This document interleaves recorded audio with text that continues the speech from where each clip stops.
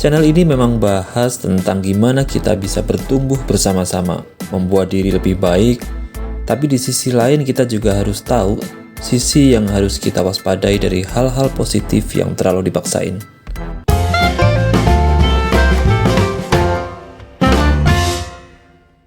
Mencoba menyeimbangkan kehidupan, supaya hidup nggak melulu ngejar duit dan kesuksesan, tapi lupa kebahagiaan.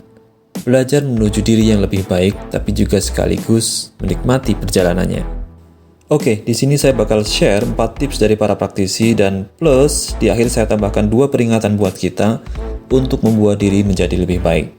Tips yang pertama, mengambil alih tanggung jawab 100% atas hidup kamu sendiri. Seingat saya, ketika saya menggunakan telunjuk saya untuk nyalahin orang lain, mulut saya emang bicara, tapi perilaku saya jadi lebih banyak diam. Nunggu keadaan membaik, dan bahkan buat mikirin hal sederhana aja rasanya susah banget. Saya kayak kejepit, nggak bisa ngapa-ngapain. Jika kamu berharap teman, saudara, orang tua, pacar, pasangan untuk selalu kasih semangat, maka semangat kamu itu hanya akan bertahan beberapa jam saja. Jika selama ini kamu berpikir, teman-teman nggak dukung saya, kakak adik nggak dukung saya, pacar atau pasangan juga nggak dukung saya, maka saya katakan, ya memang jangan mengharapkan dukungan mereka. Saya akui juga bahwa tanpa dukungan itu rasanya berat banget. Tapi berjuanglah buat mereka, dan di sisi lain jangan mengharapkan dukungan mereka. Tentu saja saya sangat senang kalau ada teman-teman yang mendukung, itu adalah anugerah. Yang saya maksudkan di sini adalah kamu harus tetap bertanggung jawab atas hidup kamu sendiri 100% dalam kondisi ada atau tidak adanya dukungan. Kamu adalah driver buat mobil kamu sendiri. Ke arah mana mobilmu berjalan dan seberapa baik kamu merawat mobilmu supaya perjalanan kamu lancar dan nyaman. Kondisi mobilmu itu tanggung jawab kamu. Punya SIM atau enggak, itu tanggung jawab kamu. Arah kemana mobilmu bergerak, itu juga tanggung jawab kamu. Selama kamu tidak mengambil tanggung jawab 100% atas hidup kamu, maksud saya benar-benar 100% ya, bukan 80%, bukan 95%.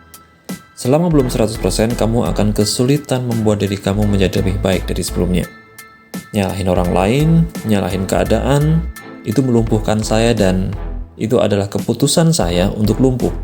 Bukan menyalahkan orang lain, bukan menyalahkan diri sendiri, tapi bertanggung jawab atas keadaan yang ada dan kebahagiaan diri. Itu akan buat kamu bertindak aktif untuk memperbaiki keadaan. Dan itu adalah keputusan kamu untuk menjadi lebih baik dan untuk menjadi lebih bahagia. Itu tips yang pertama, bertanggung jawab 100% atas hidup kamu sendiri.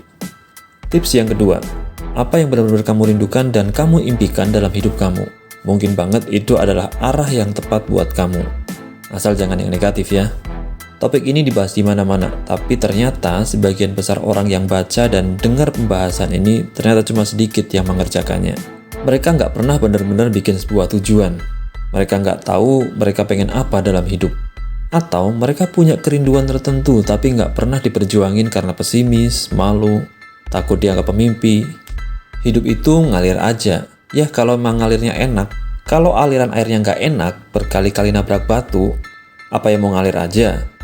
Sebenarnya ini cuma mendefinisikan apa yang benar-benar kamu pengen dalam hidup.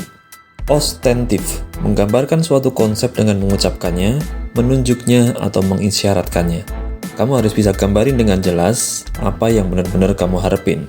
Besar kecilnya ya sesuai yang kamu impikan aja, tapi tetap dibikin. Apa artinya dibikin? Dibikin artinya ditulis. Karena banyak orang mengharapkan sesuatu, tapi nggak ditulis. Dan nggak usah lama-lama, besok udah lupa. Buru-buru tercapai, besok udah lupa. Tetapi menulis dan menempatkan tulisan itu di tempat yang mudah kita baca, bakal mengingatkan kita akan hal-hal yang benar-benar kita inginkan dalam hidup. Ada orang yang bahagia dengan bikin sesuatu yang gede, tapi juga banyak orang yang bahagia dengan kerinduan-kerinduan yang sederhana. Tapi meskipun itu sederhana, buatlah harapan itu improve your life dalam banyak aspek kehidupanmu. Tips yang ketiga, kerjain yang harus dikerjain tanpa mikirin hasil akhir. Setelah kamu mendefinisikan secara jelas apa yang kamu rindukan dalam hidup, sesuatu yang kamu anggap benar-benar berarti buat hidup kamu, yakinlah bahwa hal itu bakal bisa jadi energi buat kamu melangkah. Terkait hal yang harus kamu kerjakan, perhatikan dua hal ini. Yang pertama, tulis semua hal yang kamu pikirin yang bisa mendekatkan kamu ke hal-hal yang kamu harapin. Dan yang kedua, kerjain hal-hal kecil itu satu persatu aja, nggak usah muluk-muluk.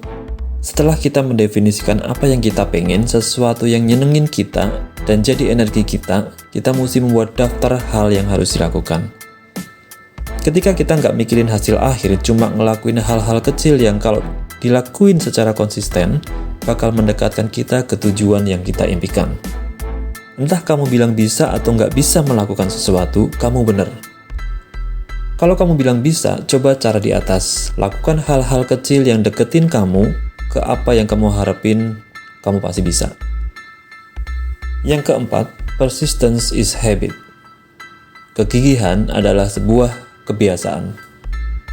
Bicara soal kegigihan kayaknya tinggi banget ya, susah banget buat jadi orang yang gigih.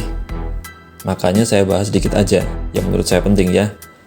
Nah, berbeda dengan kata gigih, kalau kita bicara kebiasaan-kebiasaan kecil, kayaknya itu lebih relate sama kehidupan kita ya.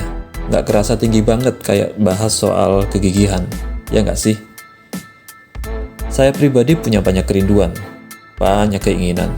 Tapi setelah saya menuliskan hal-hal yang saya inginkan, saya hanya fokus ke apa yang perlu dilakukan. Dan melakukannya nggak perlu yang muluk-muluk. Saya juga ingin bahagia, saya masih pengen piknik, main game, dan nonton film.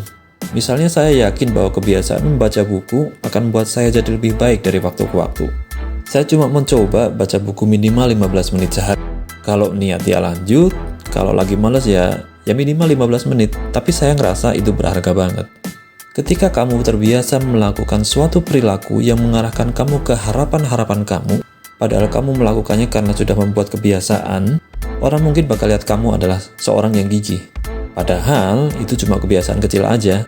Kebiasaan mana yang paling banyak kamu beri makan, itulah masa depan kamu. Lakukan tips 1, 2, 3 di atas dan jadikan itu kebiasaan kecil kamu.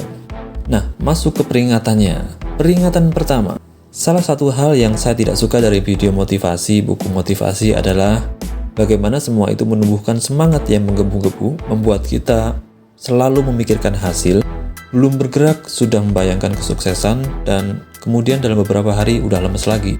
Dan peringatan kedua, di sisi lain kita menjadi terlalu bersemangat, bekerja terus-menerus sampai diri sendiri tidak terurus. Kebahagiaan diri sendiri dikorbankan, kesehatan diri sendiri dikorbankan, dan lupa mencintai diri sendiri. Padahal kemampuan kita untuk mencintai diri sendiri secara sehat adalah awal yang baik untuk kita bisa mencintai orang lain secara sehat.